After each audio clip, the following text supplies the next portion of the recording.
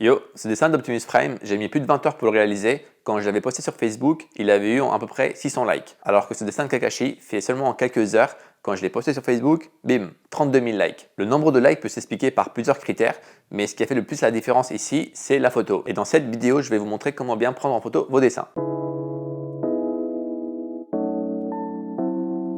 Salut à tous, c'est Massis et bienvenue pour cette nouvelle vidéo. Avant de commencer, j'aimerais remercier Wondershare d'avoir sponsorisé cette vidéo pour vous présenter le logiciel Dr Phone qui va vous permettre de gérer vos données. Donc là, on est sur l'écran de mon PC, on a plusieurs fonctions avec le logiciel. Vous pouvez récupérer des données de votre téléphone, transférer des données entre un téléphone et un ordinateur, copier des données d'un téléphone à l'autre, sauvegarder ou restaurer, réparer votre système iOS ou Android, déverrouiller votre téléphone, effacer définitivement les données ou alors sauvegarder et restaurer des applications comme WhatsApp, Viber, etc. Pour ce qui est de la fonction récupérer, il suffit de cliquer dessus. Ensuite, on va avoir cet écran-là qui va nous demander de récupérer des données sur l'iOS ou sur l'Android. Pour mon cas, je vais par exemple utiliser sur mon iPad. Je vais cliquer sur iOS. Il nous demande ensuite de connecter notre appareil. Donc moi, je vais connecter mon iPad via le câble. Une fois que c'est fait, il va vous demander quel genre de données vous aimeriez récupérer de votre iPad. Vous cochez ce que vous voulez et après, vous n'avez plus qu'à faire analyser ici. Une fois l'analyse faite, vous allez retrouver ici à gauche différents types de fichiers qui ont été récupérés et vous pouvez les sélectionner ici. Et par exemple, là, on voit les photos qui avaient été supprimées récemment de mon iPad. Et du coup, si vous oubliez votre mot de passe, si jamais vous avez endommagé votre téléphone ou même si vous avez supprimé accidentellement des photos, grâce à Dr Phone, vous allez pouvoir récupérer tout ça. Et justement, en parlant de photos, je regarde énormément de dessins sur les réseaux et ce qui me frustre le plus, c'est de voir d'excellents dessins, mais dont la photo a été tellement mal prise que du coup, ils ont très peu de likes. Quand on dessine, et surtout quand on dessine sur Internet, la photo de nos dessins, c'est la seule chose que les gens vont voir. Donc limite, c'est plus important que l'œuvre elle-même. Et perso, des fois, il m'arrive de mettre beaucoup plus de temps à faire une photo que de faire le dessin en lui-même. Parce qu'on a beau dessiner le plus beau des chefs-d'œuvre, si jamais vous faites une mauvaise photo pour poster sur les réseaux, vous aurez juste gâché votre travail. La photographie, c'est un métier et c'est un art en soi. Et il ne faut surtout pas la négliger. Vous imaginez si un chef passait des heures et des heures à cuisiner un bête de plat et qu'à la fin, pour servir au client, il va tout mettre dans une assiette comme ça, n'importe comment et juste servir. Le client n'en voudra pas ou alors en voudra un peu moins. Alors qu'au contraire, si jamais il fait un plat pas très bon mais que c'est hyper bien présenté, ça donnera tout de suite beaucoup plus envie. Et c'est pareil pour la photo. On peut très bien avoir beaucoup de likes sur un dessin pas très bien abouti mais très bien photographié et avoir très peu de vues sur un magnifique dessin mais hyper mal photographié. Moi, ça fait 2 ans que je poste mes dessins sur Internet et j'ai appris quelques petites astuces que j'aimerais partager avec vous justement. Ça va être en 2 parties. Dans la première, on va voir comment se placent les éléments, où mettre la feuille, la lumière, le décor. Et dans la deuxième partie, on va voir la post-production avec l'étalonnage. J'ai trouvé 2 anciens dessins que j'avais réalisés, Goku avec feutre et crayon de couleur et aussi un dessin de Nekfeu que j'avais réalisé avec des crayons graphite. Et j'ai fait exprès de choisir ces 2 dessins car il va y avoir une petite différence lorsqu'on va faire une photo d'un dessin en couleur et une photo d'un dessin en noir et blanc. Le principe en photo, contrairement au texte et au film, c'est de transmettre l'information rapidement. Le message doit passer instantanément. Dans notre cas à nous, on doit tout de suite deviner le dessin. Prenons l'exemple de l'artiste Jeffrey qui a posté ce dessin de Bradley Cooper. Et oui, c'est un dessin et il est hyper balèze dans le réalisme. Quant à sa photo, lorsqu'on tombe dessus, la seule chose qu'on se dit c'est cool, une photo de Bradley Cooper et on passe à autre chose. Et pour deviner que c'est un dessin, il faut lire la description, il faut aller voir le compte de la personne, voir ses autres photos pour être bien sûr que c'est bien lui qui l'a fait. Ça demande trop de temps. Et de nos jours, il y a tellement de contenu sur Internet qu'on ne prend plus le temps de faire tout ça. Alors qu'avec l'artiste Alex Art par exemple, lorsqu'on va tomber sur un de ses posts, par la présence de sa main qui tient un crayon, de la feuille, des outils qu'il a utilisés, on comprend direct que c'est un dessin et ça devient tout de suite beaucoup plus impressionnant. On like, on a envie d'aller voir sa page pour voir ses autres œuvres, on s'abonne, etc. Donc le premier objectif pour nous, ça va être d'avoir une photo explicite. Pour ça, donc il y a plusieurs choses à mettre en place. Premièrement, il va falloir signer son œuvre. D'une, parce que c'est vous qui l'avez réalisé, donc il faut absolument signer. Aussi, ça peut vous protéger contre les vols de vos photos. Et aussi parce qu'une signature, en général, montre que c'est un dessin. Donc si on tombe sur juste une photo avec juste le dessin qui a la signature, on comprend plus facilement que c'est un dessin. Ensuite, il faut savoir qu'on a plus tendance à liker un truc dont on se sent plus proche, qu'on peut imaginer. Et prenons l'exemple encore de la photo de Bradley Cooper, du dessin de Bradley Cooper. Même si on y arrive à imaginer que c'est un dessin, eh bien, on n'en sait pas plus. On ne sait pas quelle est la taille de l'œuvre, avec quoi il l'a fait. Et on pourrait très bien se dire, oh, il a fait ça avec un truc de digital et ça a été facile pour lui. C'est pourquoi il faut utiliser des repères assez connus, comme par exemple le crayon ou les outils avec lesquels vous avez réalisé l'œuvre. Étant donné que tout le monde a déjà eu une fois en main un crayon, on sait la taille que ça a. Et donc, si c'est posé à côté de l'œuvre, on va pouvoir s'imaginer plus facilement la taille de l'œuvre. Et on va même pouvoir se dire, ah, il a fait cette œuvre-là avec cet outil-là et ça devient beaucoup plus impressionnant. Donc, on sera plus amené à liker le post. Vous pouvez aussi changer le cadre de votre photo photo, reculez un peu par exemple pour qu'on puisse voir votre bureau et ce qu'il y a autour, ça donnera un autre repère. Par contre, faites attention de ne pas avoir un bureau un peu bordélique, sinon l'attention de l'œil va être attirée par autre chose que sur le dessin. Et le but, c'est d'avoir toute l'attention sur votre dessin. Aussi, si jamais votre bureau, la planche de votre bureau n'est pas très beau, ce que je peux vous conseiller, c'est d'acheter des feuilles de grande taille comme ça. Ça coûte à peu près moins de €, et vous pouvez en acheter plusieurs. Ça fera qu'à chaque fois, vous allez avoir une couleur différente de votre planche de bureau, et vous pouvez changer comme ça selon le thème de votre dessin. Si vous faites de la vidéo, du speed drawing ou des choses comme ça, vous pouvez comme ça, grâce à ce genre de feuilles, changer le fond de votre bureau à chaque fois et ça sera plus joli en vidéo. Pour ce qui est de la lumière, essayez de faire les photos le matin surtout. En temps nuageux, ça serait l'idéal. Et si vous n'avez pas ces conditions-là et que vous devez faire ça à l'intérieur, essayez le plus possible d'éviter les lumières jaunes. Si vous avez une lumière blanche, c'est parfait. Aussi, ne pointez pas directement les lumières sur vos dessins, ça va créer des points lumineux et c'est pas joli. Et surtout, si vous dessinez avec des crayons graphite, ça peut même créer un effet miroir qui pour le coup va même gâcher la photo. Mais pour ça, en deuxième partie, je vais vous montrer quelques petites astuces pour corriger justement cet effet de lumière et de miroir qu'il peut y avoir à cause du crayon graphite. Et aussi un petit détail à préciser, lorsque vous faites la photo, mettez-vous le plus possible auprès des murs blancs. Par exemple, ici j'ai un mur qui est rouge. Si jamais je faisais une photo à côté de ce mur-là, ou même une vidéo, eh bien, il va y avoir un peu de couleur rouge sur la photo et ça sera très moche et très difficile à enlever après en post-production. Donc, mettez-vous auprès de choses neutres ou blancs le plus possible. En photographie, ce qui est cool et qui attire l'œil, ce sont des photos qui sortent de l'ordinaire. Des photos prises dans des angles de vue nouveaux que l'œil n'a pas l'habitude de voir. À partir de là, essayez d'éviter les photos prises comme ça de haut, genre frontalement, parce qu'on a l'habitude de voir nos photos comme ça. Et préférez plutôt une photo comme celle-ci, où c'est pris de bas parce qu'on n'a pas l'habitude de regarder nos photos comme ça. Et donc pour l'œil, c'est une image qui est nouvelle et c'est plus agréable à regarder et c'est plus attractif en fait. Et si jamais pour une raison quelconque, vous devez quand même prendre la photo de haut, dans ces cas-là, il va falloir ajouter du dynamisme. Le dynamisme consiste à rajouter un mouvement. Prenons par exemple cette figurine de Goku, qui est vraiment très jolie, et cette autre figurine de Goku. Et personnellement, j'ai préféré la deuxième car il a une posture différente, il fait un mouvement, on imagine une action, donc ça raconte plus une histoire, il y a plus de contexte et tout ça c'est créé par le dynamisme de la posture. Et de manière en général, ce qui bouge attire plus l'œil que quelque chose qui va être immobile. Et pour la photo, ça fonctionne de la même manière. Il va falloir ajouter du désordre, mais pas un désordre quelconque, un désordre plutôt équilibré et réfléchi, ce sera un désordre beau à regarder et qui ajoutera du mouvement. Prenons par exemple mon dessin d'Optimus Prime que j'ai pris en photo de haut. Déjà, j'ai galéré à prendre de haut, je pense, parce que vous voyez la distance qu'il y a là entre la photo et la feuille, elle est plus petite que la distance qui est ici. Donc j'ai dû légèrement incliner la caméra sans faire exprès. Et même la distance qui va séparer de la feuille ici et ici, elle va être encore différente. Donc ça, c'est pas joli visuellement. Les crayons, je les ai mal positionnés. Donc au lieu d'être parallèles au tout le reste, ils sont en train de monter légèrement. Également, j'avais une lumière jaune, il me semble, parce qu'il y a un ton jaunâtre qu'il n'y avait pas sur le dessin officiel. Et j'ai aussi mal éclairé parce que, comme on le voit, le bureau ici va être assez clair, alors que dans cette zone-là, le bureau, il est foncé. Et d'ailleurs, ça a même gâché un peu parce que là, il y a beaucoup de détails à ce niveau-là du robot qui ont été perdus de par la lumière qui provenait d'ici en haut à droite. Et alors que tout devait être plus ou moins parallèle, on voit que la signature ici, elle ne l'est pas, donc c'est encore moins harmonieux avec la photo. Alors que quand on regarde ma photo de Kakashi, que j'ai encore une fois prise de haut, c'est que cette fois-ci, j'ai rajouté du dynamisme en rajoutant un peu de désordre. Mais comme je vous l'ai dit auparavant, ce n'est pas un désordre comme ça, c'est un désordre qui est réfléchi et qui est équilibré. Donc pour le coup, la feuille, par exemple, je l'ai inclinée, mais je ne l'ai pas inclinée n'importe quel comment, je l'ai inclinée de sorte que la feuille puisse sortir ici au coin de la photo. Et pareil pour l'autre côté. Donc il va y avoir une symétrie où la feuille sort vraiment dans les diagonales. Ensuite, j'essaie de laisser un même espace pour cette partie-là du bureau et cette partie-là. Donc on va voir la même surface de bureau. J'ai fait en sorte également de mettre une lumière qui va venir ici parce que la lumière sur mon personnage était plutôt centrée, on va dire, à gauche. Donc même ma lumière, j'ai essayé de la faire correspondre à mon dessin. Ensuite, j'ai placé les deux stylos bic avec lesquels j'ai réalisé le dessin. Ça nous permet de voir que l'œuvre entière a été faite qu'avec ça. Et aussi, comme vous le voyez, les stylos bic sont pas du tout dans le bon sens par rapport au dessin, mais ils sont parallèles par rapport à la photo. Donc ça va rajouter une harmonie et quelque chose de plutôt symétrique par rapport à la photo en général. Mais ça rajoute du dynamisme par rapport à ce dessin-là. Et le dessin, il est incliné, mais de par la forme, il est, on va dire, droit.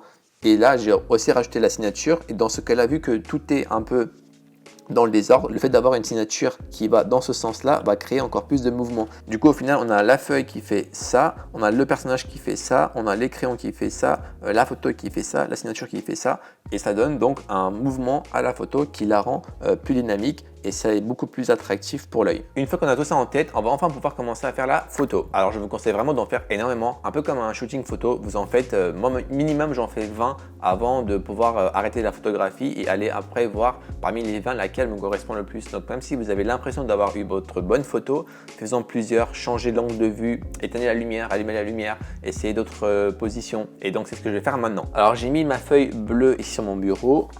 Je mets ensuite la feuille comme ceci de notre Goku.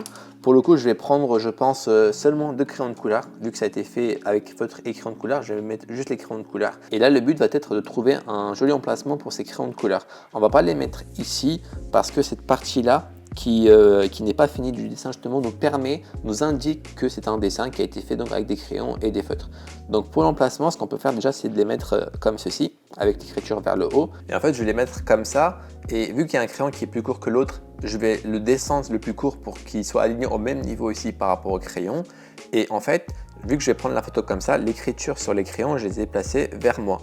Et je peux vous montrer directement ce que ça va donner. Donc je vais le prendre avec mon téléphone directement pour pas prendre une caméra professionnelle ou autre. Donc là, ce qu'on va essayer de faire, je ne sais pas si vous allez bien voir ici sur le téléphone, c'est d'avoir le même nombre de surfaces bleues sur l'écran. Je vais faire en sorte que la pointe de la feuille, donc cette pointe qui est ici, touche le haut de la photo, donc comme ça. On va faire en sorte que l'autre point touche également le côté droit de la photo. Et pour cette partie-là, on s'en fout. Il faut que le personnage soit quand même bien centré. Donc comme vous le voyez sur mon écran, il y a le quadrillage. Vous pouvez l'afficher sur n'importe quel téléphone dans l'appareil photo. Ensuite, par rapport au crayon, je vais les rendre parallèles par rapport à la photo. Donc ça, là, ils sont parallèles. Ensuite, je zoome légèrement pour avoir le tout bien centré. Et je vais simplement faire la photo. Donc ça, c'est la photo de base. Maintenant, je vais en faire encore plein d'autres pour après venir faire le choix. Pour la photo de Nekfeu, vu que c'est un dessin qui est en noir et blanc, je vais préférer mettre une feuille noire en dessous. Ensuite, pour ce qui est de la photo, je pense que je vais mettre ma main sur la photo comme ceci, en tenant donc un crayon. Je vais aussi rajouter d'autres outils, les autres crayons que j'ai utilisés pour le dessin et également le pinceau avec lesquels j'ai réalisé l'estampe. On va les incliner légèrement comme ceci pour créer donc un mouvement qui est de dynamisme sur la photo. Ma main sera là et je pense que pour la photo, en fait, on va essayer de faire en sorte avoir un angle pour que les outils qui sont là, donc le crayon et le pinceau, ici, ils soient parallèles au haut de la photo ici. Donc on va pas faire comme ça ni comme ça, on va faire un truc un peu comme ça. Et on va monter assez haut pour qu'on puisse avoir autant de feuilles noires en haut qu'en bas. Donc c'est ça qui sera l'angle de la photo. Et on va même faire en sorte que, vous voyez ici, le bas du dessin, donc sur le dessin ici, sur la photo ici, touche le bas de la photo. Donc c'est ce qu'on va essayer de respecter comme critère pour cette photo de Nekfeu. Donc voici ce que ça donne. Et pareil, je vais en faire une dizaine et après voir tout ça sur l'ordinateur. Une fois avoir regardé toutes les photos sur grand écran, je décide d'en garder 2. J'ai ensuite importé les 2 photos de Nekfeu et de Goku sur Photoshop. On va commencer par faire les modifications sur Goku. Première chose que je vous conseille, c'est de dupliquer l'image en faisant un CTRL-J. Comme ça, on va pouvoir travailler sur la nouvelle image. Première modification que je fais en général, c'est le cadrage. Là, on voit que c'est pas très bien cadré. Le bout de la feuille ne touche pas vraiment le haut de la photo et il y a un espace assez grand entre les stylos et le bas de la photo. Donc, on va zoomer dedans. Donc, je fais CTRL-T pour pouvoir avoir la modification et je viens ici agrandir la photo. Alors, je pense que je vais agrandir comme ceci et on va descendre. Le but, ça va être de faire en sorte que la feuille touche le haut de la photo comme ceci et que les stylos commencent à aller un peu en bas. On va légèrement pivoter pour que les stylos soient vraiment parallèles à la photo. Également, on voit que l'espace ici entre les 2 crayons à gauche est plus grand qu'à droite. Donc on va légèrement ramener la photo vers la gauche. Et aussi notre signature, on va pouvoir la voir, les 2 mm là, on va pouvoir les voir beaucoup mieux comme ceci. Donc là, en termes de cadrage, je trouve que c'est beaucoup mieux. Une fois que nous avons fait ça, on va pouvoir passer à l'étalonnage. Donc sur Photoshop, moi ce que je fais, c'est je fais CTRL majuscule A et ça va nous sortir une petite fenêtre qui va nous permettre de faire les modifications. Alors ici, à droite, on va avoir tous les réglages qu'on va modifier pour avoir un résultat qui va nous correspondre plus et qu'on pourra poster. Tout en haut ici, on va voir la température entre froid et chaud. Donc ça va du bleu vers le jaune. Vu que c'est un personnage qui est donc Goku Super Saiyan bleu et qu'il a une aura bleutée un peu vert, on va plutôt aller vers le bleu. Pas trop parce que ça change beaucoup la photo, comme vous pouvez le voir, ça modifie tout. Donc on va mettre vraiment un tout petit peu. Et ensuite on peut même mettre sur la teinte un peu de vert. Ok.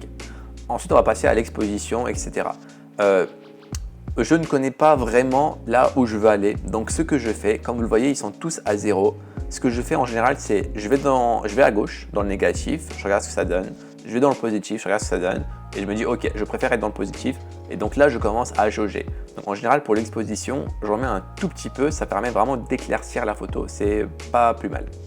Ensuite pour le contraste, pareil, on va dans le négatif, on voit que la photo devient très claire, on perd le contraste, c'est pas du tout ce que l'on veut, on veut plutôt l'inverse. Alors que donc là, quand on va dans le positif, voilà, c'est un résultat plutôt qui ressemble à ce qu'on recherche.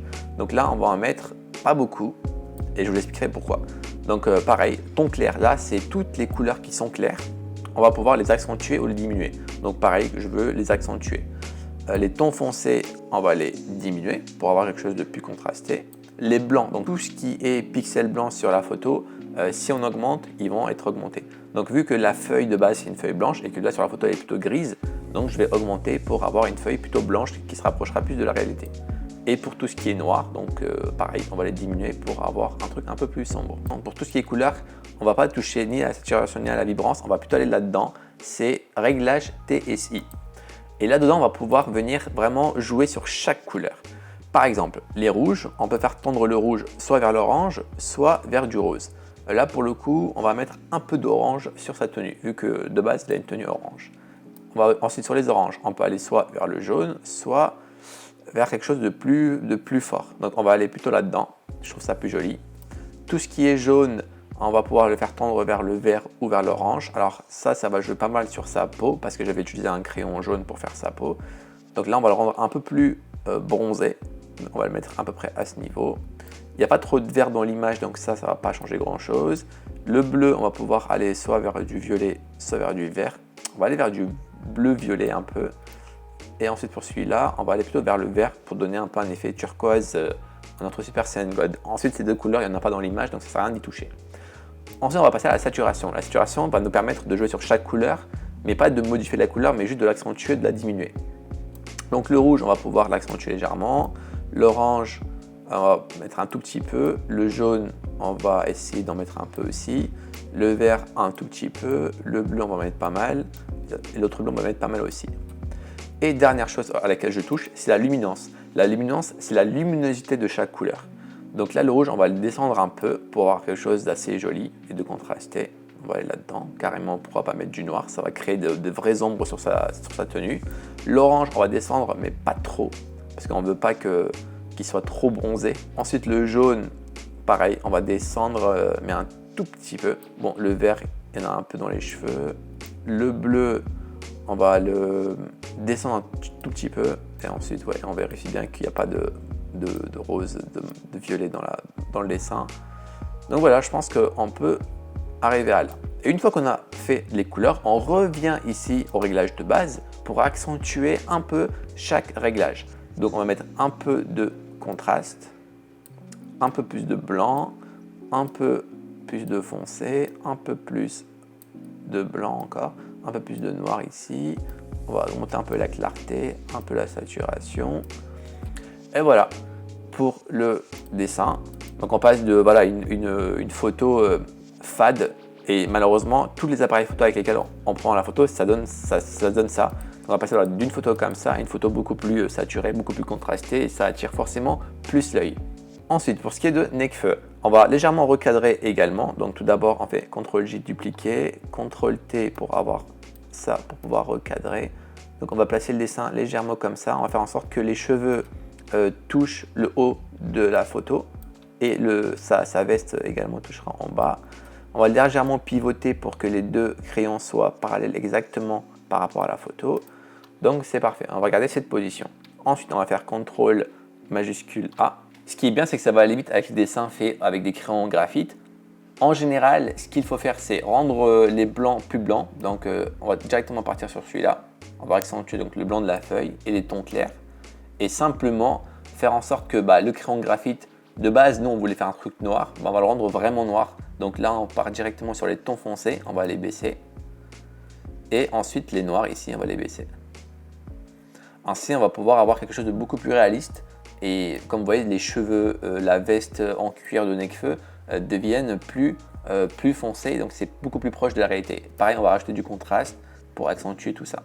Et donc là, avec juste ces deux petites modifications que nous avons fait, on va passer de ça à ça. Et franchement, il n'y a pas photo. Vous avez vu, on a même réussi à enlever l'effet miroir de ma lumière qui était dû à cause des graphites, juste en accentuant comme ça le contraste et les points noirs. On peut directement sauvegarder. Et si vous n'avez pas Photoshop, ne vous inquiétez pas, sachez que vous pouvez faire presque la même chose avec soit votre appareil Android ou alors un appareil iOS, ça marche même avec l'iPhone, c'est pas juste l'iPad. Par exemple, moi je n'ai pas mon iPad ni mon PC avec mon téléphone, donc je suis sur la photo directement et j'ai juste appuyé ici sur le bouton modifier et je vais avoir ce menu qui va apparaître. Il me propose déjà de base automatique, West, des effets prédéfinis par le téléphone et en général je regarde pas mal comme ça. Et s'il y en a un qui me plaît, par exemple celui-là celui-là il est pas mal je trouve, ou alors celui-là, le réel, voilà, il me plaît celui-ci, et ben je reste là-dessus et je vais ensuite cliquer là. Et là on va avoir donc luminosité, couleur et netteté. Et en fait on peut développer la luminosité et pareil on va retrouver comme sur le Photoshop l'exposition, le contraste, les blancs, les tons clairs, les ombres, les noirs. Et donc pareil que sur Photoshop, je vais faire les modifications nécessaires. Donc voilà ce que l'on peut obtenir. Sur l'iPad, ça va être pareil, vous appuyez ici sur le bouton modifier la photo, vous cliquez dessus, vous arrivez sur ce menu et donc là vous allez avoir plusieurs choses. Vous pouvez également choisir un effet prédéfini. On peut on peut prendre celui-ci par exemple, il s'appelle spectaculaire et froid. Une fois que vous êtes là, vous allez appuyer sur ce bouton et là vous allez avoir clarté, couleur et noir et blanc. Vous allez appuyer sur clarté et là au lieu de faire directement avec ça qui va modifier toute la photo, donc là on va remettre sur le point que c'était, on va cliquer ici sur le développement et là vous allez avoir pareil que sur Photoshop sur l'autre Android, brillance, exposition, ton clair, ombre, luminosité, contraste. Et pareil on va jouer un peu avec tout pour essayer d'avoir quelque chose qui va nous plaire. Et voilà ce que ça nous donne. Donc voilà, même si vous n'avez pas Photoshop, il suffit d'avoir un téléphone Android ou un téléphone iOS et vous allez pouvoir faire les mêmes modifications que j'ai réalisées moi sur mes dessins, sur vos dessins pour avoir des photos plus jolies, plus contrastées. Et généralement, ce qu'il faut retenir, c'est que tout ce qui est blanc, on va essayer de les augmenter légèrement et tout ce qui est noir, il va falloir les baisser légèrement pour avoir un meilleur contraste, c'est-à-dire une amplitude de couleur qui va être plus forte. Et ça, en général, c'est un peu plus punchy comme couleur et ça attire plus le regard. Également, sur la photo de Goku, comme vous le voyez, les modifications sont cool pour le personnage de Goku, mais ça a un peu rendu foncé les crayons. Et pour pallier à ça, si vous avez Photoshop, ce que vous pouvez faire, vous sélectionnez que la feuille que vous allez modifier d'un côté et ensuite vous allez venir sélectionner tout le reste que vous allez modifier de l'autre. Comme ça, les modifications apportées à Goku ne toucheront pas le décor et ainsi vous allez pouvoir obtenir un truc qui va être clair et pour le décor et pour le personnage.